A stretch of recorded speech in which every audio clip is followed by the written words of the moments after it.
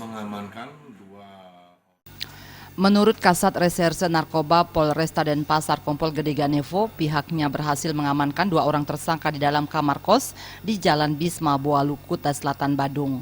Dalam penggeledahan, polisi berhasil mengamankan 5 paket sabu seberat 5,24 gram dari tersangka Was yang berprofesi sebagai sopir.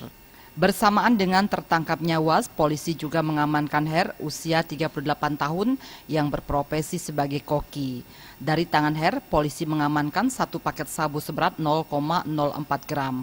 Kedua tersangka beserta barang bukti langsung diamankan ke Polresta Denpasar untuk dilakukan pemeriksaan dan pengembangan jaringan.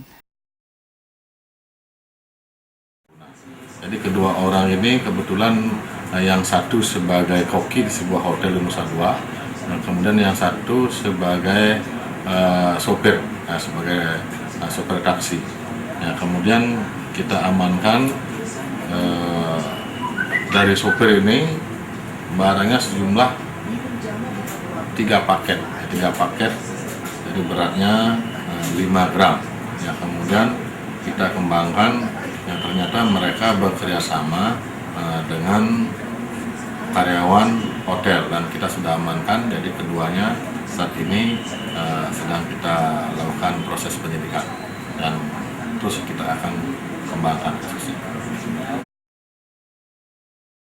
Akibat perbuatannya, kedua tersangka dijebloskan ke dalam sel tahanan Polresta Denpasar karena telah melanggar pasal 112 ayat 1 Undang-Undang RI nomor 35 tahun 2009 tentang narkotika dengan ancaman kurungan maksimal 15 tahun penjara.